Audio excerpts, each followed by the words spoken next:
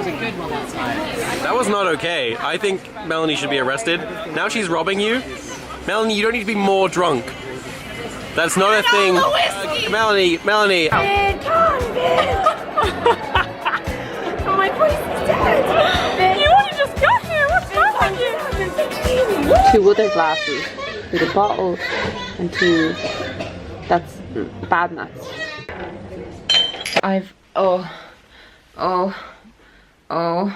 God, I'm drunk. What am I like when I have too many? This lady has witnessed me being in my darkest of depths of drinking alcohol this week. Sober duty. She literally had to mind me the other day. She was like walking me to the bathroom. I was like, but this week I think I've been drinking every day.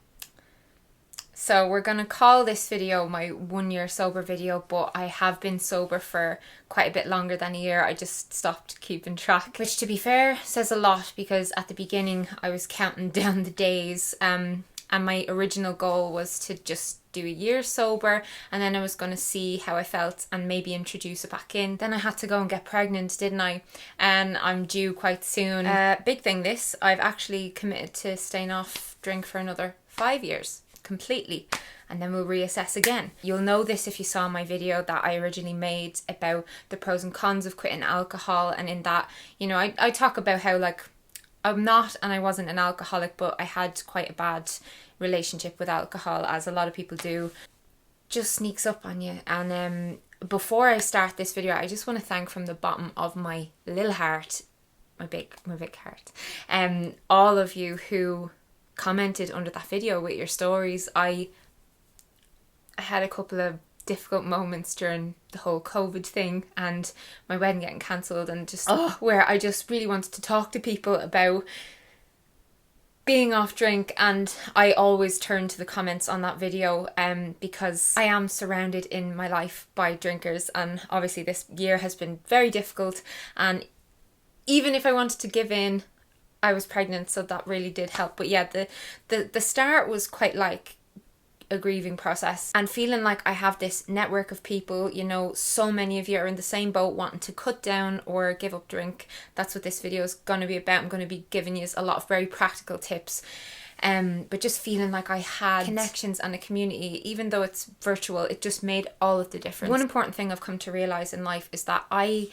find meaning in responsibility and in, you know, making meaningful decisions, and this was a very important thing for me to do. And it, you know, basically the magnitude of all of the crap that I would be going through the day after a big drinking session or a party, or just having a blow up with my family or my husband while drunk, or you know, just while hungover, falling behind on everything. Like, it just was not worth it, and it is not worth it. And I know some people don't have a negative relationship with alcohol, and that's absolutely fine. But this video is for you if you do have a negative relationship with alcohol. Since I've given up, I find it easier to write. I am a better partner, a million times better partner. I'm a better sister. I'm a better daughter. I am much better to be around. And before I get into the nitty gritty, it's so necessary that you realize that there are things in life worth pursuing and worth not drinking for. And I think that, like, that decision to pursue things that bring value to your life, to move toward things that are, like, you know, worth waking up for. Your substitute for giving up drink has to be worth the sacrifice of not enjoying the drunkenness and missing out, I suppose, you know. And that's just life. But the fact of the matter is, I did so many stupid things while I was drunk. It was ruining more days for me than it was improving. And it can be very difficult to really see that until you're ready to see that. Like, the fact that drinking's really fun wasn't enough of a reason, a good enough reason for me to keep getting drunk.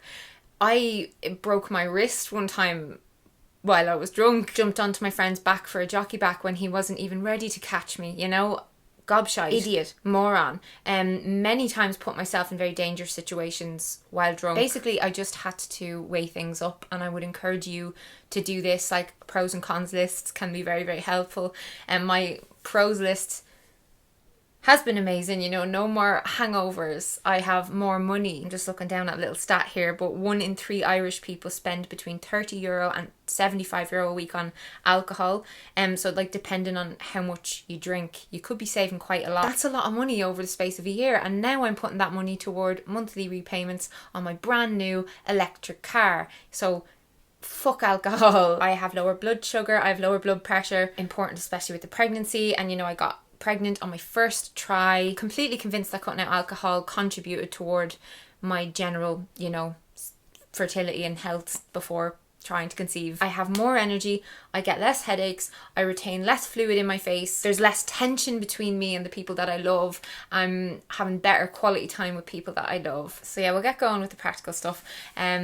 First thing is you have to be prepared mentally for the peer pressure, because it's gonna come. It's going to come, especially if you live in Ireland where I do. If you can, maybe before you either cut down or you give up or whatever, tell people that are close to you so that they understand. And if you want to, I am not against doing this. Give an excuse. You don't have to be super honest, especially depending on your reasons for wanting to give up. You could say that you're trying out a new lifestyle plan for some health issues. If it's just some random person who you're not really close to, you could just say you're on a medication that you can't mix with alcohol. If you know, if you're on a night out and it's a stranger, you know, you could just be like, oh no, sorry, I'm on an antibiotic, and it kind of stops them from being like, go on, but you go on. You could have a valid excuse like, oh, I'm up early in the morning for work or for college, I have a project due, or you could just be upfront and just be like, oh no, I'm not drinking anymore. And it depends on the person, obviously. It's just kind of nice to know that you don't have to tell someone and spill all of your guts if you're not ready. So some tips for drinking less on a night out. First of all, we'll go with the less. Join the group a little bit later in the night. Don't bring as much money with you as you were planning.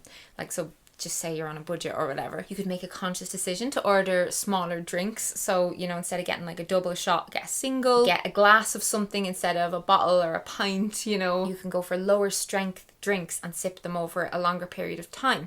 You can alternate an alcoholic drink with a non-alcoholic drink. This is something that my husband does actually. And then if drinking at home is your problem, if you need to drink a little bit less in your house, stock up on low alcohol or alcohol-free drinks. So this is something that I had to do at the beginning. I was buying so much alcohol-free wine, alcohol-free gin and all that, and I was living off those for the guts of like the first 9 months maybe off drink, because I was in such a habit of drinking rather regularly, and it was just really nice to have those alternatives so I could kind of slowly wean off of drink, even though I cut it out straight away. But what I mean is, like, I was still thinking of those as alcohol, if that makes sense. And yeah, I don't really buy them very regularly now, only if there's an occasion like a birthday or something. Don't pour spirits freehand.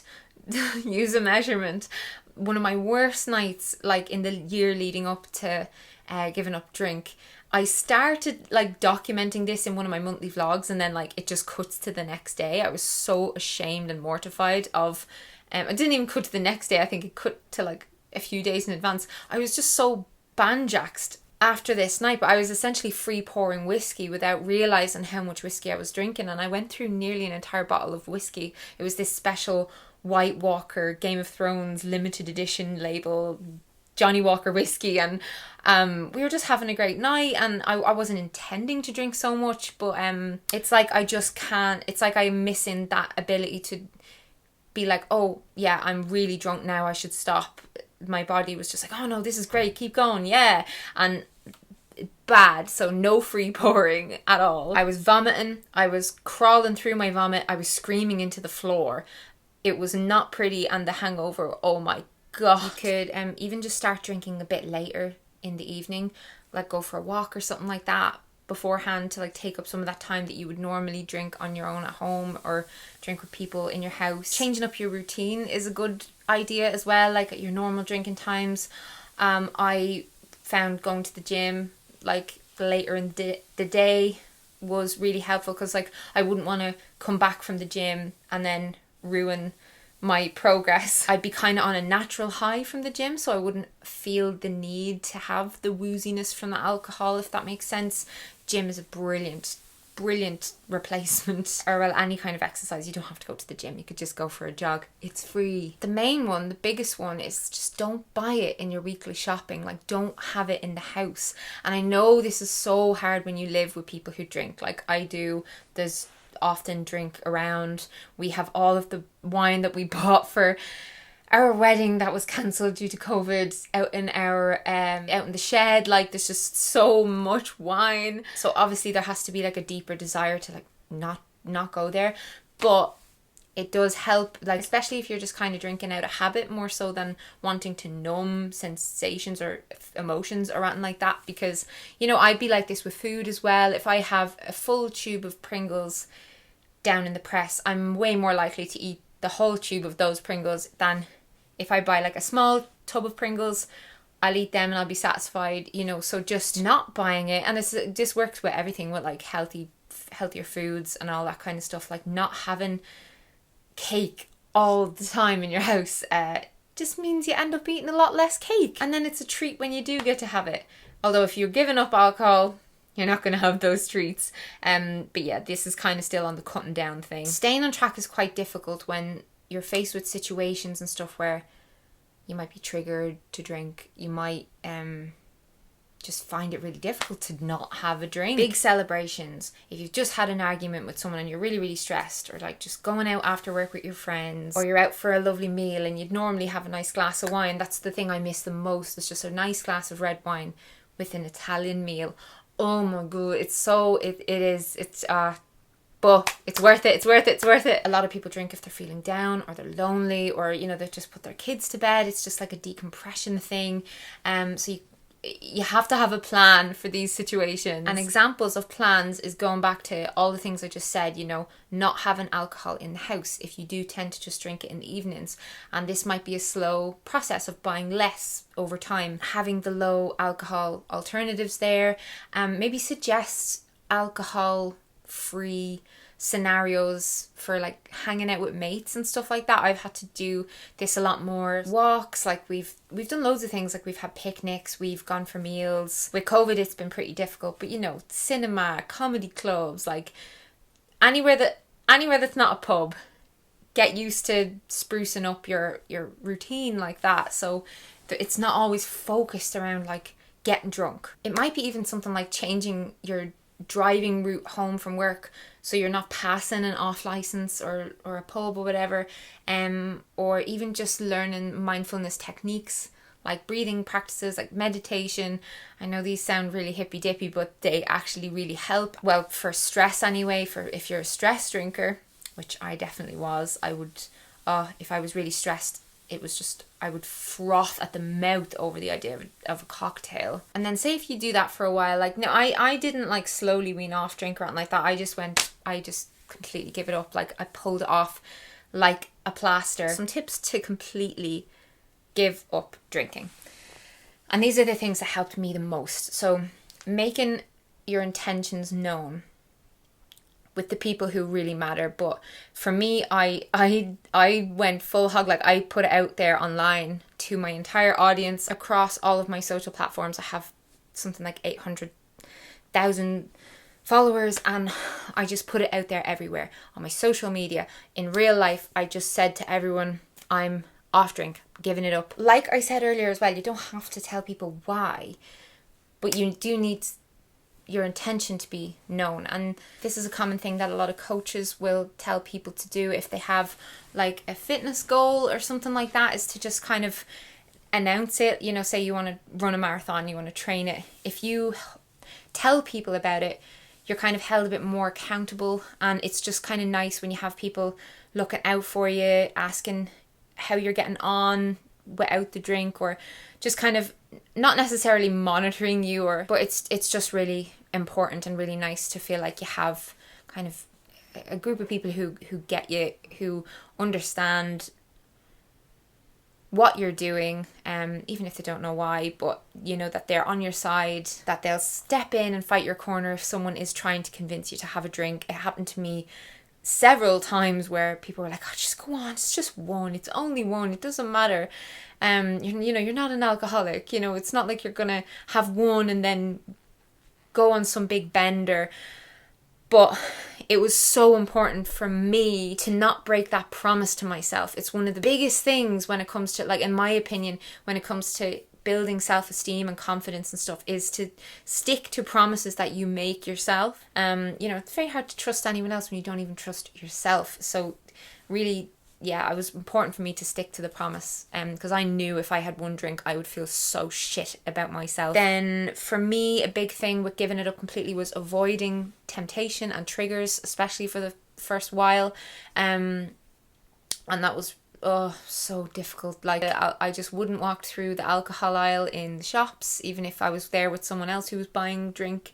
I wouldn't sit downstairs if my dad had a glass of wine with his dinner. I went out a little bit less. I would, go to a wedding and then leave early, because I just found it a bit much, a bit difficult to sit around everyone drinking and to not join in. And like, this has vastly improved over time. I'm not nearly as triggered. I know it's a really annoying word, but I'm not nearly as triggered anymore, because it's been so long now. It's just like a thing. It's just, Melanie doesn't drink, and I feel normal now ordering like a glass of Coke or whatever. If there are situations that you find very difficult, just avoid them for the first few months while you build all the new habits that I've mentioned, having the alcohol-free alternatives and mindfulness and, bringing in other hobbies into your life, like all that kind of stuff. Reward your progress. So maybe every 3 months or something like that, reward yourself for sticking to your own promise. So and it can be physical thing, like it can be, you can keep the money that you would be saving on drink and buy yourself a bunch of clothes or a little trip or whatever, just something to mark the occasion. It definitely does work when you're working towards something and you're going to get this thing once you do all these other things. Like, I think otherwise, if our brains didn't work that way with like reward, why would we bother, working so hard to be able to buy a house at the end of all of it? You know what I mean? It's like that feeling of finally accomplishing a set task or a set goal, reaching the goal, reaping the reward. Like, it works in so many avenues of life. And yeah, just like plan yourself little treats. You can do it every month. You can do it every 2 weeks if you want to. It depends on how serious of a problem drink is in your life. And then this is just a non-negotiable. This is something you absolutely have to do, is to track your progress and the benefits, and then be grateful for all of those benefits, actively grateful. I am so big into gratitude. I feel like I spend half of the day, every single day, being grateful for the littlest things, like the air in my lungs and the roof over my head and the food on the table, and like everything, every lovely thing in nature that I look at. And like, the more gratitude I have put out there in my life, the more things have come to me to be grateful for. And I think with this, it really, really, really helps. Like, so say you're off drink for a while, and in my other video with the pros and cons, like, I did talk a bit about the pros, for example. So like, when you're noticing those things, actively be grateful for them, like, and in an almost prayer-like state, like, thank the fucking universe for that benefit and the fact that, like, you caused that, you did something to make that happen. And you can track it by like writing it down or whatever, in your phone, in a notes app, in a notebook, anything like that. But those are the main things that I did. I really do hope this video helps any of you that watched that other video. Again, like, thanks so much for sharing your experiences with me. It meant so much to me, and it's really cool to know that so many people are kind of waking up to the massive problem that is like constantly spending our hard-earned money to poison ourselves and then doing things that we regret. And again, I wish I was one of those people who had an amazing relationship with alcohol. There's alcoholism on both sides of my family, and I've witnessed so many people's lives being ruined by drink, and I have ruined relationships due to alcohol. I have ruined days, weeks due to alcohol. There's so much more to life. There's so much more important things to life. And it honestly was one of the best things that I ever did. And I can say that with hand on heart. Can you see? Please like this video if you gained anything from it, and please share it with anyone that you think it might help, and comment below if there's anything you think that I left out, or if you want to add on to anything that I said. But yeah, do subscribe, follow me on Instagram, and I will see you again in another video very, very soon.